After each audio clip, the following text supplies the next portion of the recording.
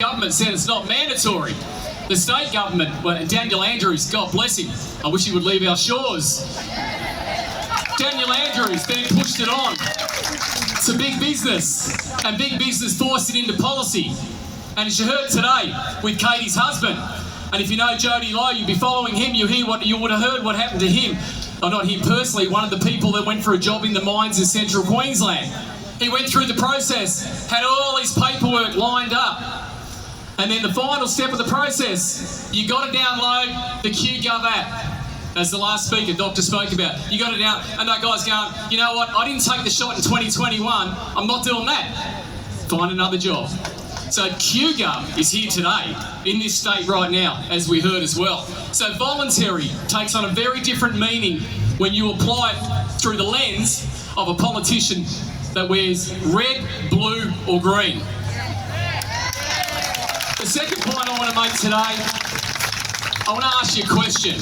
What have you tried to do in recent times that has met with government interference? Just have a think about that. Now, you'll have a different lens to myself, to Katie, to Jim, because we live in the bush. So, how about a state of emergency for 3 years? What did that do to us? How about I want to sell eggs? I need a permit.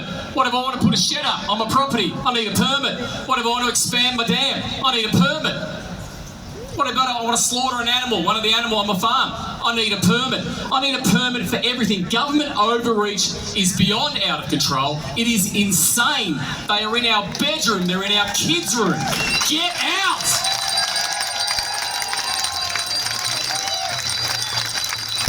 The only thing at the moment that federal and state government are happy to give an exemption to are the people that want to rip up our national parks, our state forests, and kick our farmers off the land for this ridiculous net zero agenda. For that, you get an exemption. No permit required, no problem. The third point I want to make, and it's kind of touched on again today, but the laws, once they're here, they don't go away. And as the good doctor said, you might repeal 3 or 4 of them. Actually, not true. You might repeal one of them, 3 or 4 stay. And that it has a compound effect. It keeps going and going and going. Now, Malcolm Roberts and George, I think I saw George here as well. Oh, there he is, right there. Yeah, sorry, buddy. These two gentlemen would know how many laws were passed through the parliament, either state or federal, where no parliamentary sitting happened, basically, took place. There would have been a few, right? They were rammed through. You saw it with the Senate here. In Queensland, they didn't even, or in Victoria, they didn't even sit and legislation was pushed through. That is the people's parliament, but it's incumbent upon us. So God knows where digital ID will go once these politicians, state, federal, and even local, thank God we've got people like George running in local now. Well, he is a local councillor now, he's successful, congratulations. And a big call out to Alana as well. Thank God we got people like that. The fourth point, Senator Gallagher, the minister for this thing. She came out recently, big boo, I don't like you at all, Senator. You might be a nice lady, but you haven't got Australia's intentions. Best interest. She came out recently and said not many Australians know about digital ID. Senator Gallagher, it is 2024. We have the internet. We have social media. You should make sure that people know about it. And when Hawke tried to get the Australia card through in '88, we didn't have no internet back then. We didn't have social media, yet the people still knew about it. So Senator Gallagher, why don't the people know about it? Because you know what will happen. It'll be like The Voice, it'll be no. That's exactly what will happen. My fifth point, I'm pretty fired up today. I love getting fired up. What is the end game to digital ID? And a few speakers have expressed it. I think Daisy did a good job on it. What is the end point to digital ID? No one knows. The LNP here, Chris Afuli, has agreed to Labor's emission reductions. A big boom. So what does that mean? Well, it means your LNP party here in Queensland will be towing the Labor line. So what does that mean to you? Can anybody answer me that question? What does net zero mean to you? You can make every assumption you like, but you don't know, and I don't know. Maybe a few of them know because they're making it up as they go along, but they don't know, we don't know. Will that mean, well, if you're going to get net zero, how do I get my carbon footprint down? I heard two astrophysicists talk recently, and one challenged them to any other astrophysicist on the planet. He said, come into my office and argue this with me. With climate change, first the temp goes up, then emissions follow. There's a lag time. Just let me repeat that. First the temperature goes up, then emissions follow. What are you being told? You're creating the problem. Emissions then temp. Utter bullshit. Not true.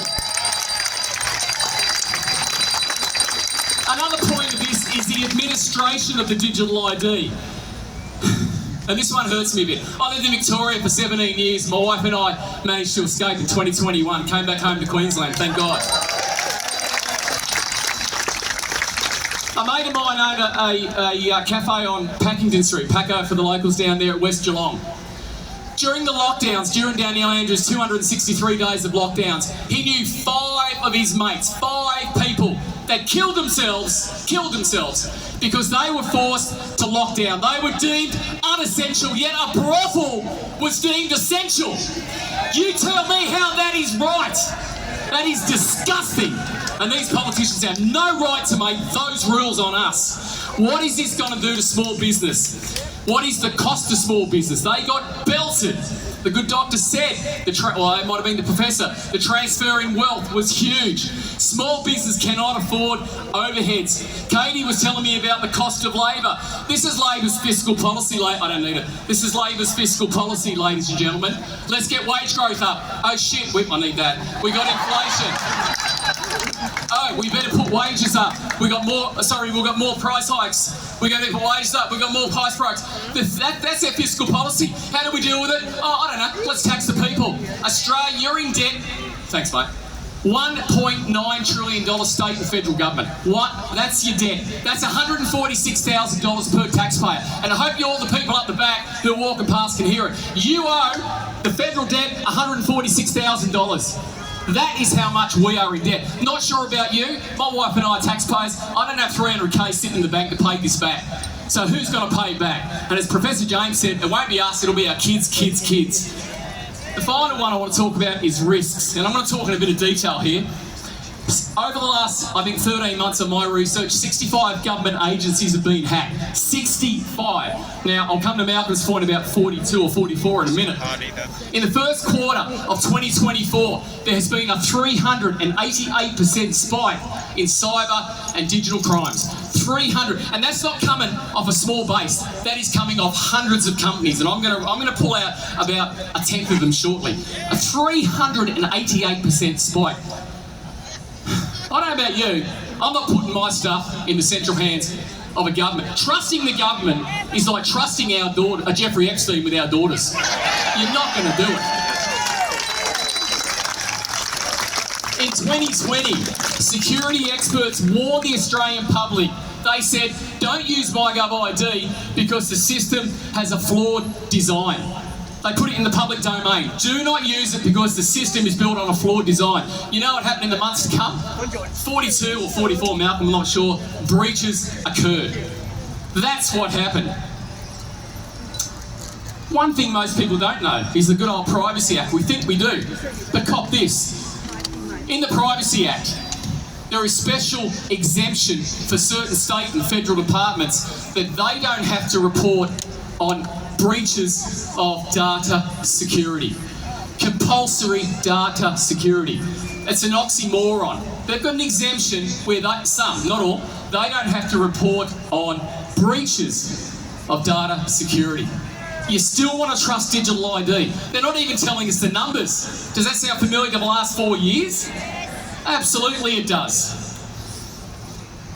Government has continued to tell us furfies, they've continued to lie, and when they lie, there can never be trust in government at all. Now, I want to list a few businesses here that have had a breach of recent times. How am I going for time, Katie? I'm all right. Excellent. You've got to hear a bit more. Well, let's go. And this is going to be like, if you're old enough like me, you'll remember saying the Big Mac in under 4 seconds. Watch this. Qantas, Ambulance Victoria, First Mac, Oracle, Smoke Alarm Solutions, Telstra Opticom, Roku, Suncorp Bank, Diabetes WA, Motorcycle Holdings, Vans, Fujitsu, McDonald's, American Express.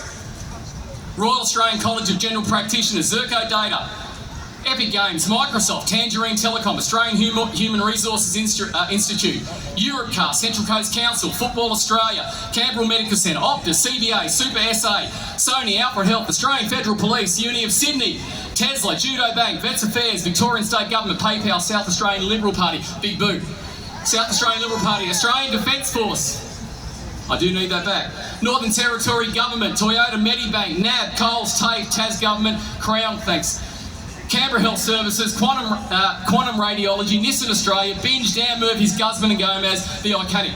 That's just a handful of companies that have had a security data breach. And again, you still want to trust the government to have your digital data in one place. I'm going to leave the best one for last. The IMF, the banking cartel of the planet. They had a breach, the same ones that are in bed with the WEF.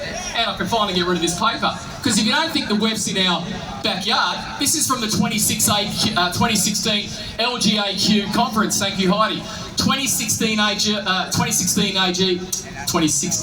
LGAQ conference here in Queensland. That says New World Order on the front. That's 2016. The guest speaker, you want to read the books he's written. It sounds like the Communist Manifesto. He is a young global leader of the West.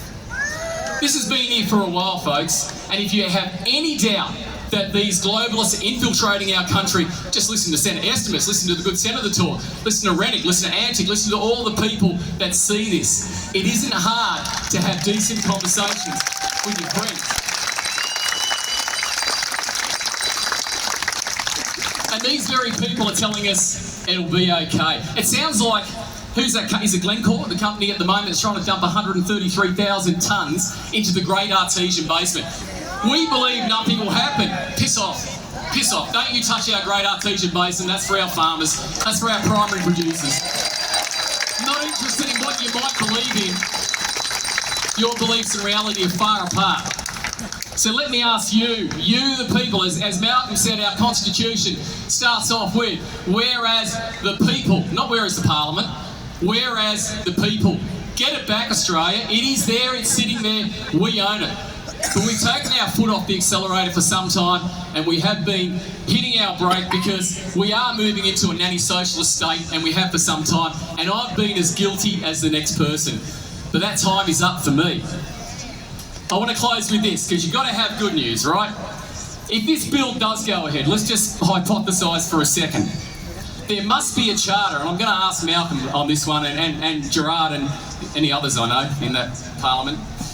If this bill goes ahead, there must be a charter enshrined in laws with the letters patent applied, which they typically do, but they change it anyway. That digital ID will always be an opt-in solution for those that want it. Never will. I don't want to touch the thing. I think it's dangerous. Regardless of any state of emergency. We saw what the state of emergency did here in Australia. It suspended everything. The only thing it didn't suspend were politicians' privileges. They still got paid while we didn't. And their big buddies in corporate got hundreds of thousands, millions of our dollars while small business was slaughtered. That's how much your government loved you. And that was a Liberal government. That was Morrison. Two sides of the one coin, my friends. So, it can't be tied to any state of emergency or any other deemed or perceived threat. Because remember, the WHO is talking about a perceived threat. None of that applies. It has to be 100% optional. It can never be tied to any benefit or service, whether in government or private. Ever. Like it's happening now in Queensland, right? And we can't have states controlling Fed. So the Fed has to write the law because the water can't rise higher than its source. So the Fed has to do it, and they have to knock out these people who are forcing people to download stuff they don't want to do for the sake of some other agenda. It can't touch our income. And above all things, there must be options available to people like you and me who will continue to say no. Thank you, Brisbane.